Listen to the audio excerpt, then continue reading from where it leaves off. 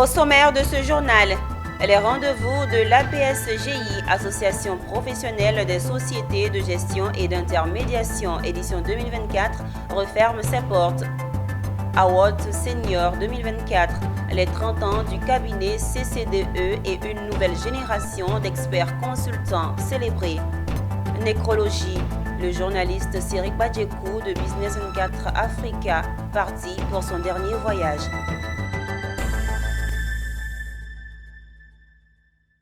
Madame, Monsieur, c'est l'heure de l'actualité sur Business 24 Africa. Merci de nous rejoindre. Avec la bourse, investir aujourd'hui pour mieux vivre demain. C'est autour de ce thème que les échanges se sont déroulés. 48 heures après, c'est la fin de la deuxième édition des rendez-vous de l'APSGI, ou si vous voulez, Association professionnelle des sociétés de gestion et d'intermédiation. Après 7 panels, 3 ateliers et 2 jours d'exposition. Les détails de la cérémonie de clôture avec Issa Badini et Marussi Siri. Des jours d'échange, des jours de panels et d'ateliers, des jours à parler de bourse, de l'intérêt à investir en bourse et de la nécessité de développer une économie boursière à l'image des pays développés. Mais c'est bien terminé, c'est rendez-vous de l'APSGI ici au siège du patronat ivoirien. Et à entendre le directeur exécutif de l'association, le géant valait la chandelle. Parce que vous savez, le sujet de l'argent, comment on prépare sa retraite par exemple, c'est un sujet qui intéresse tout le monde. Donc nous allons continuer de faire l'effort d'aller vers la population, éduquer la population financièrement, leur présenter les opportunités de l'investissement en bourse. Ailleurs, les gens n'investissent qu'en bourse parce qu'ils n'ont pas de plantation, ils ne peuvent pas aller à la plantation. Et puis même chez nous, si vous prenez l'agriculture, vous faites une plantation. Quand vous voulez aller à la retraite, faire des comptes, votre cousin ou votre tante vous fait pas la bourse, vous maintenant, avec votre téléphone portable, vous suivez tout. À la question « Peut-on vivre de bourse ?» Voilà la réponse du directeur exécutif. Vous avez suivi le panel 4, la bourse au service de vos projets personnels. On avait 2 intervenants qui ont démontré qu'ils vivent entièrement de leur retombée de la bourse. De ces rendez-vous, selon Swalio Fadiga, sortiront des recommandations à mettre sur la place publique sous peu. Les rendez-vous de l'APSGI sont, il faut le rappeler, à leur 2e édition. Vivement la 3e prévue dans 2 ans. Poursuivons ce journal avec le comité Afrique du mouvement des entreprises de France internationale qui a conduit une délégation d'entreprises françaises à Abidjan. Ils sont allés à la rencontre du ministre du Commerce et de l'Industrie dans le but de discuter sur l'ensemble de l'écosystème institutionnel privé et financier des 2 pays pour des partenariats économiques. Sandrine Kwame et Ndran Salomon. Le ministre du Commerce et de l'Industrie reçoit ce jour à son cabinet ministériel cette délégation du Mouvement international des entreprises de France.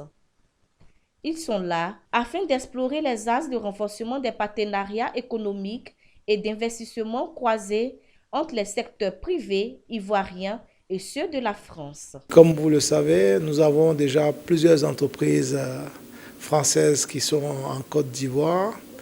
Et donc, ça a été l'occasion en fait, de leur demander de poursuivre les investissements dans les secteurs qui sont les leurs actuellement et également d'investir dans des secteurs émergents, dans tout ce qui concerne les secteurs liés en fait, à la transition écologique, aux secteurs liés en fait, à l'économie numérique, etc. Parce qu'il y a beaucoup d'opportunités et ces secteurs également sont créateurs d'emplois et naturellement aussi dans le secteur de l'industrie. La France fait partie en fait des premiers partenaires commerciaux de la Côte d'Ivoire et des premiers partenaires en termes d'investissement de notre pays. Et donc c'est toujours en fait un agréable plaisir de changer avec les hommes d'affaires. Et nous les avons encouragés également à nouer des partenariats avec les hommes d'affaires ivoiriens. Le Mouvement des entreprises de France internationale est un service privé d'accompagnement au développement et à l'international par et pour les entreprises françaises. Ouvrons un chapitre distinction dans ce journal. Le vendredi 13 décembre 2024, le Gala des Awards Seniors de la consultance et du développement durable 2024 a célébré l'excellence. Au cours de ces awards, plus de 60 experts consultants ont reçu leur certificat d'aptitude au métier de consultant expert.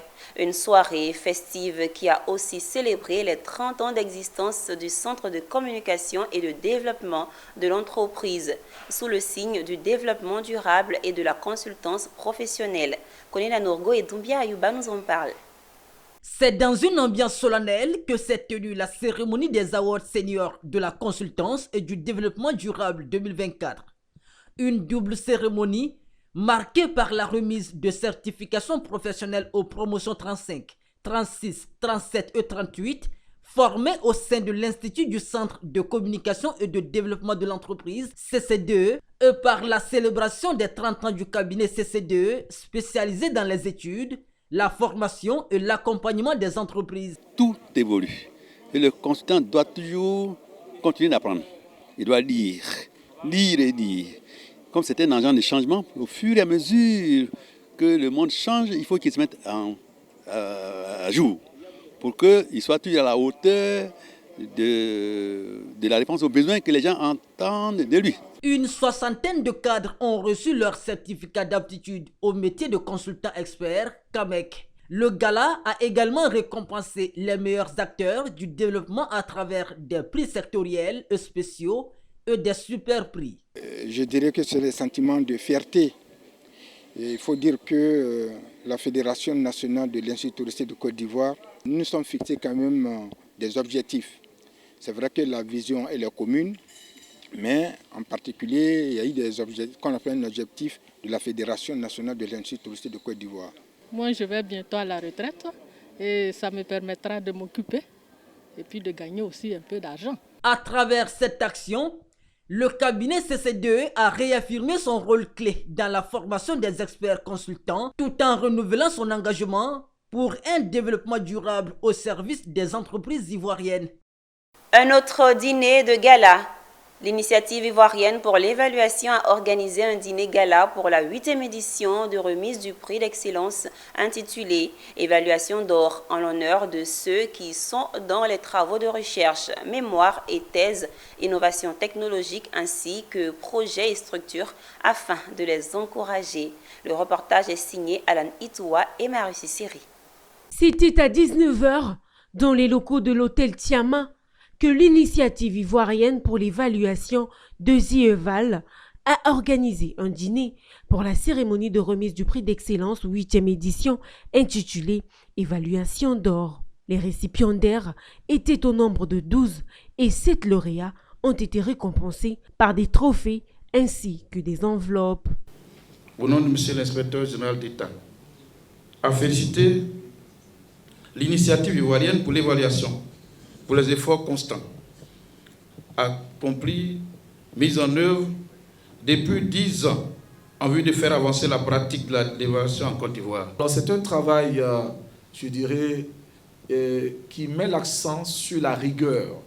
Parce que pour donner du crédit à ce que nous faisons, il faut de la rigueur dans la décision.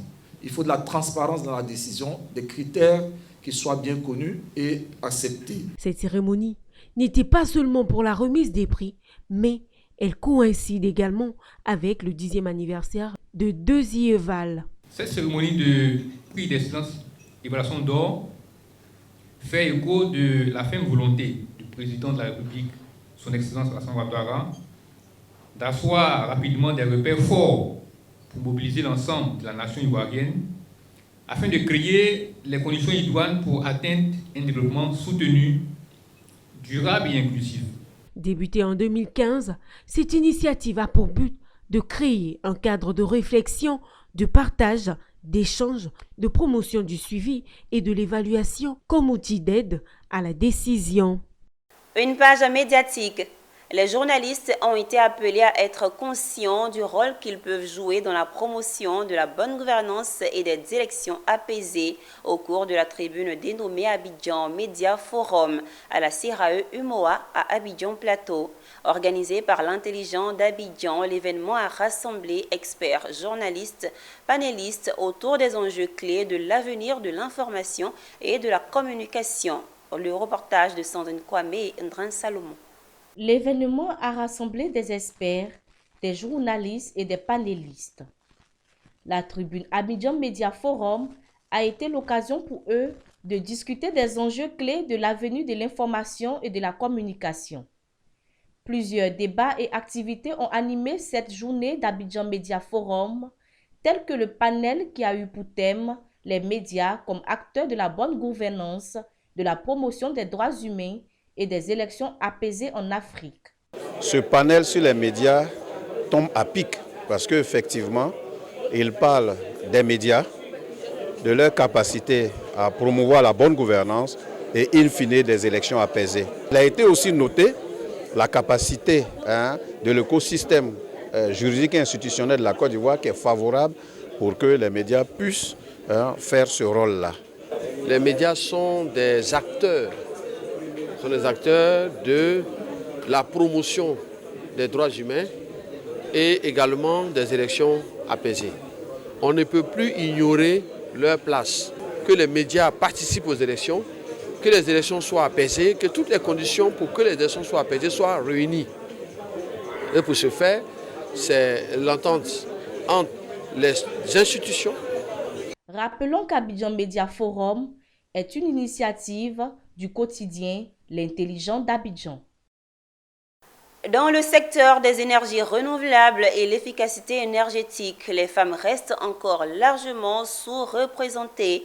Pour changer la donne, le programme de mentorat féminin soutenu par la GIZ offre à des jeunes femmes en formation l'opportunité d'acquérir des compétences de développement des réseaux professionnels et de s'investir dans un secteur en pleine expansion. La 3e édition de ce programme a été officiellement lancée dans la commune du Plateau en présence de Ami Korobara et Enoch Yao. Pour cette 3e édition du mentorat féminin dans le secteur des énergies renouvelables et de l'efficacité énergétique, 20 mentis seront encadrés et formés aux métiers énergétiques grâce à l'accompagnement de 20 mentors féminins prêts à leur transmettre leur savoir-faire. Une opportunité pour les bénéficiaires qui espèrent ainsi renforcer leurs compétences et pour certaines, concrétiser leurs projets professionnels. Et se retrouver en tant que mentor est une grande utilité. En tant que dévancière, nous avons besoin de pouvoir accompagner des jeunes filles dans le secteur, de les amener à s'intéresser au secteur, de surtout assurer la relève par rapport à tout ce qui est aspect énergétique dans l'environnement. Il s'agit pour nous de les amener à avoir confiance en elles. Il s'agit également de leur dire que ce n'est pas un secteur exclusivement réservé aux hommes et que les hommes et les femmes ont leur place dans le secteur et qu'il est bien d'encourager les jeunes filles. J'ai eu à développer un penchant pour l'entrepreneuriat et aujourd'hui je suis ici pour chercher des mentors qui vont m'accompagner afin de pouvoir lancer mon projet qui concerne la collecte des déchets post-consommation de nos produits agroalimentaires afin de préserver l'environnement. Ce programme conçu en partenariat avec la GIZ, le ministère en charge des mines et du pétrole, et cofinancé par l'Union européenne, a des objectifs bien définis, comme le souligne Dagoren, directrice de la composante 2 du projet Profer 2. L'objectif, c'est de sensibiliser les mentis sur la présence de devancières dans le secteur des énergies renouvelables et l'efficacité énergétique, de leur permettre aussi de profiter d'un réseau de mentors et d'alumni, et puis d'impacter un peu d'une certaine manière la représentativité des femmes actives dans le secteur des énergies renouvelables et de l'efficacité énergétique. Caroline Kouyaté, chef du projet Profer, a également souligné l'importance de ce programme. La formation s'étend sur 6 mois, de décembre 2024 à avril 2025. À présent, l'information régionale.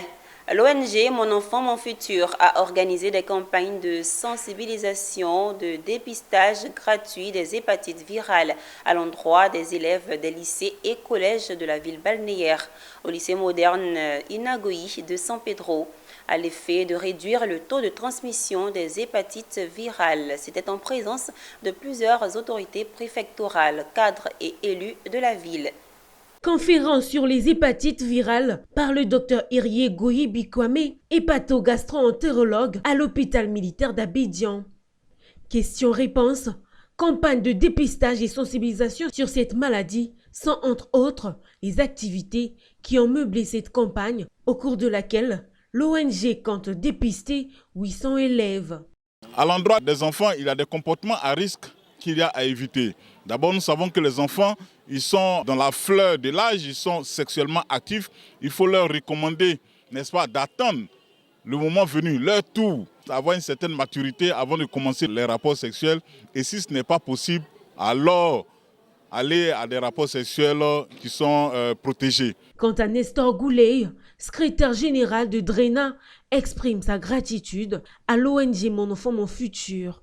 Je crois qu'au sorti de cette conférence, il faut retenir que l'hépatite B est une maladie très dangereuse, un tueur silencieux. Tout ce qui a été dit au cours de cette conférence, je l'espère, servira à nos élèves, à nos apprenants. Parce que comme vous le savez, les enfants sont l'avenir de ce pays. Et si ils ne savent pas ces notions élémentaires de risque de contamination du virus de l'hépatite B, ils s'exposent plus tard à faire un cancer du foie et une cirrhose. Pour rappel, l'hépatite A, B et C sont des inflammations du foie causées par des virus. Les virus de l'hépatite B, VHB et C, VHC, se transmettent par tous les liquides et sécrétions biologiques, notamment le sang infecté lors d'actes médicaux non sécurisés tels que les transfusions sanguines ou encore lors des rapports sexuels non protégés. C'était un reportage signé Abel Kwao, commenté par Alan Itoua. Engagement pour la biodiversité. À la réserve naturelle de Mabiyaya, l'OIPR fait le point sur l'année 2024 et prépare l'avenir. 2 jours d'échange pour réfléchir sur les priorités de 2025 avec un objectif commun, préserver l'un des joyaux écologiques de la Côte d'Ivoire. Le récit de Aïssata Kone. 11 et 12 décembre. 2 jours d'atelier autour du bilan 2024 des 21 282 hectares de la réserve naturelle de Mabiyaya et des perspectives 2025 à la préfecture d'Azopé. Donc pour le bilan que nous venons de faire, il faut dire que la performance technique est de 77%. Il faut dire qu'il y a certaines activités qui sont encore en cours. Et donc cette performance-là va un peu s'accroître. Nous devons retenir que le bilan 2024 de l'activité menée au niveau de la réserve est positif. La perspective que j'ai particulièrement retenue, c'est le fait que les mesures riveraines soient renforcées. Parce que nos parents qui ne peuvent plus aller dans la réserve, qui avaient des activités là-bas, eh bien, il faut qu'ils aient quelque chose d'autre à faire pour non seulement vivre, mais aussi et surtout ne pas agresser la réserve. Aujourd'hui, nous avons donc travaillé sur la planification 2025. Si on devait regrouper les interventions de façon prioritaire, il s'agira de renforcer la protection de la réserve de Mabiyaya. Les aires protégées sont passées à 18 en 2023, soit 6,98% du territoire national, et sont à la charge de l'OIPR, l'Office ivoirien des parcs et réserves, dirigé par le conservateur général Tondosama Adama. Rendons-nous à Yamoussoukro.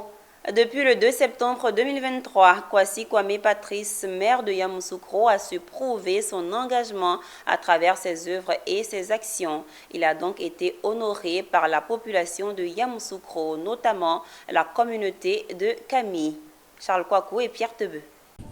C'est avec joie que la population de Kami a accueilli Kwasi Kwame Patrice, le maire de Yamoussoukro. Les habitants, en particulier ceux de Kami, ont souhaité lui adresser un grand merci pour toutes les initiatives et actions qu'il a mises en œuvre dans la ville depuis son élection à la tête de la mairie. Son engagement pour le développement et l'accessibilité de la commune est particulièrement apprécié. Pour ceux qui connaissent un peu KKP, c'est un homme de développement.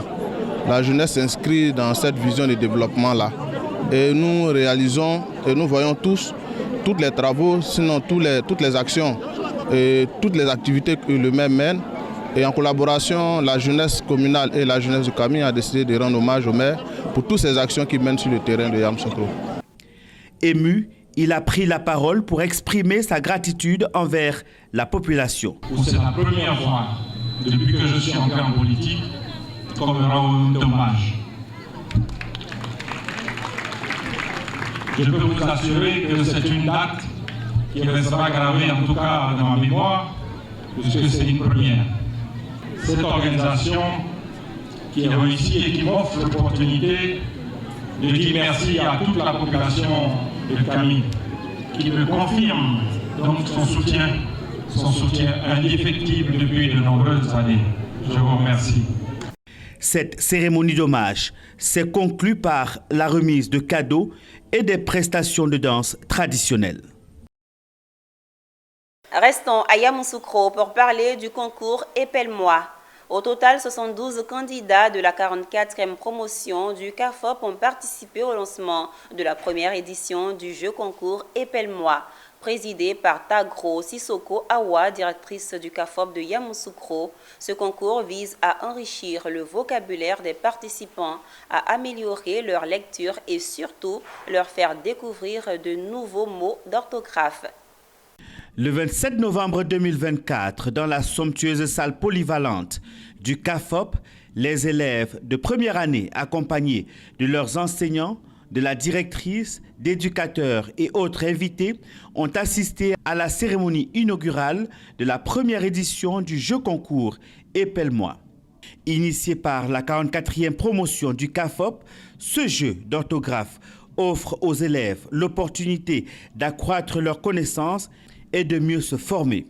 Permettez que je remercie nos invités, ceux-là même qui nous ont fait l'amabilité d'être présents pour nous apporter leur soutien. Je voudrais vraiment les remercier. La marraine du concours a rappelé aux participants qu'il est important de s'amuser tout en gardant l'objectif qui les permet de s'unir. Éloignez-vous de tout ce qui pourrait vous compromettre ou même nuire cette prestigieuse institution. Seul le sérieux dans le travail pourra vous garantir la réussite. Épelle-moi permettra également d'enrichir le vocabulaire des apprenants et d'améliorer leur niveau en lecture.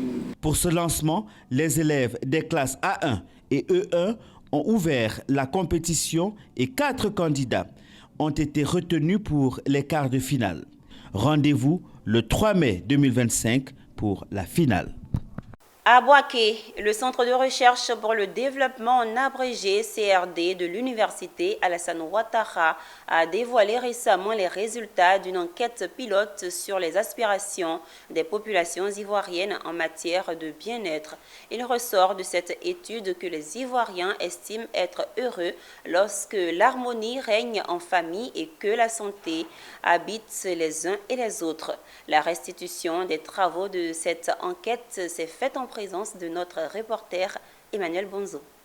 Selon les auteurs de cette étude, ce qui importe pour les populations pour aspirer au bien-être, c'est d'avoir une famille en harmonie et aussi l'aspiration à la santé. 2 indicateurs fondamentaux évoqués essentiellement par la majorité des populations durant cette enquête pilote réalisée par le Centre de recherche pour le développement de l'Université Alassane Ouattara de Boaké.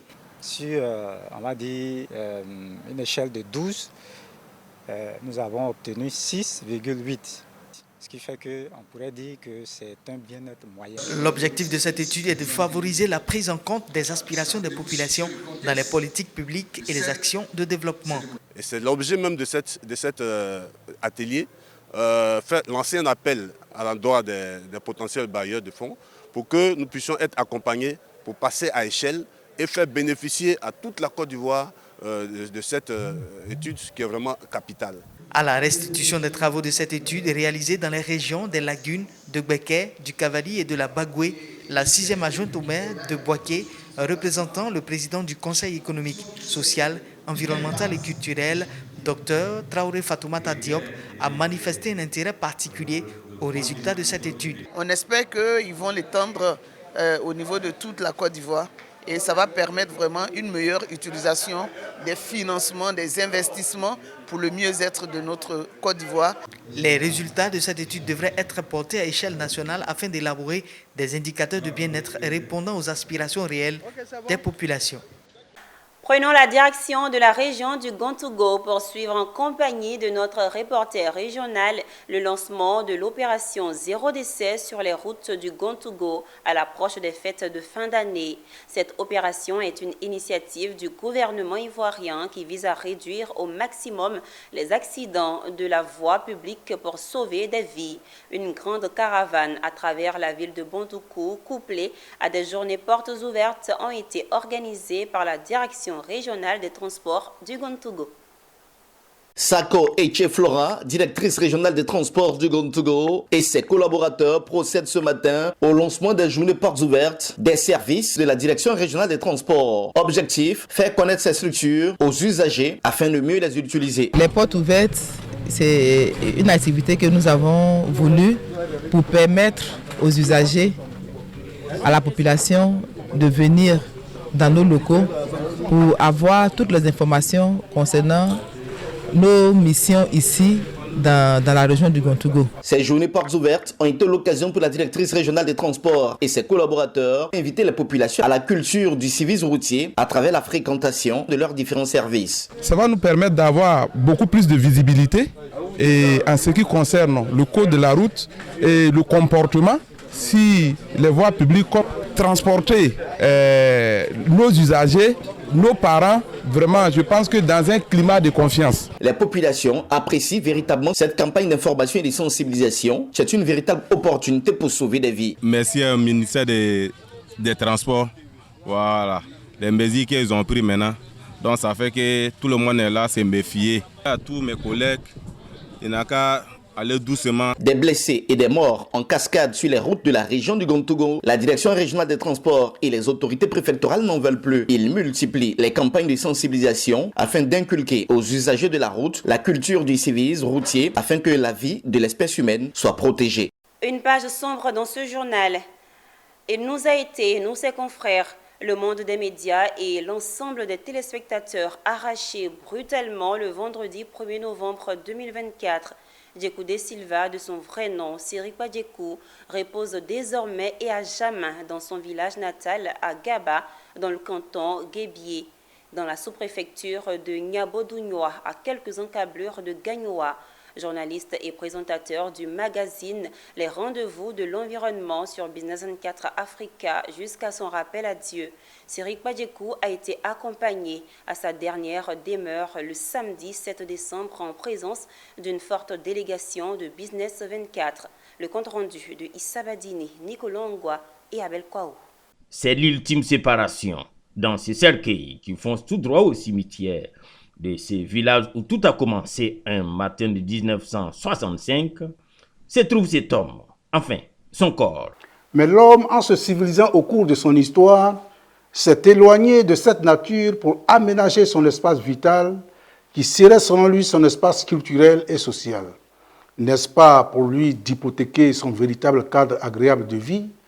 Mesdames et messieurs, bienvenue à notre magazine, Les Rendez-vous de l'Environnement. Djekou De Silva, de son vrai nom Sirikwa Djekou, journaliste et présentateur de son magazine chéri Les Rendez-vous de l'Environnement, quitte définitivement Business 24 et la terre des hommes pour le ciel auprès du Père. Laissant amis, connaissances et familles déchirées par la douleur de la séparation et de la tristesse du vide que notre désormais regretté laisse.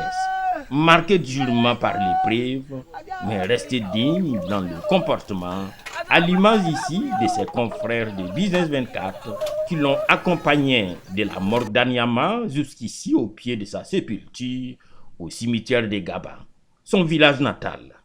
Le directeur des programmes de Business 24 se souvient d'un passionné de l'environnement. Je l'ai connu il y a de cela des années. C'était un amoureux de la forêt et de l'environnement. Et depuis l'assaut de Fort, où il occupait le poste de responsable de la communication, nous avions eu à travailler ensemble quand j'étais sur la chaîne nationale à l'époque. Et puis ensuite, nous nous sommes retrouvés, il y a de cela 2 ans, sur Business 24 Africa. Et il était passionné de l'environnement. On a même mis en place une émission. Les rendez-vous de l'environnement, on sait que tout ce qui touche l'environnement et tout ce qui touche le changement climatique sont des thématiques actuelles. C'est donc une grande émission qui a eu un fort public, qui était beaucoup appréciée parce que l'émission permettait de révéler les effets des changements climatiques, mais aussi les effets de l'orpaillage clandestin, les effets du changement de l'environnement sur la vie des populations. Et pour cela, Djekou de Silva s'est imposé comme l'une des références en matière d'environnement en Côte d'Ivoire. C'est donc une grosse perte pour sa famille Business 24, avec à sa tête M. Lucien Agbia, qui vraiment n'arrête pas de pleurer le départ d'un grand collaborateur, d'un amoureux de la nature et de l'environnement, d'un amoureux du climat. Affable, serviable, humain, taquin, voire moqueur, cependant rigoureux dans le travail. Djekou de Silva laisse une veuve et des orphelins inconsolables, mais aussi une rédaction qui va apprendre à vivre sans lui désormais. Pas facile du tout. De Silva rejoint ainsi son Dieu qu'il s'apprêtait à servir en tant que pasteur au moment même où il rédigeait discrètement son mémoire de Master 2 en théologie. En rappel, notre confrère s'est éteint le 1er novembre dernier dans sa 59e année. Tiers poussière et tu retourneras à la poussière. Avec ce voyage sans retour, Djekou de Silva rappelle aux vivants de l'inéluctabilité de cette parole biblique. Merci l'artiste, pour ne pas dire adieu les journalistes. Et c'est sur cette note triste que nous refermons ce journal. Merci de l'avoir suivi. Les programmes se poursuivent sur Business 24 Africa, votre télé utile.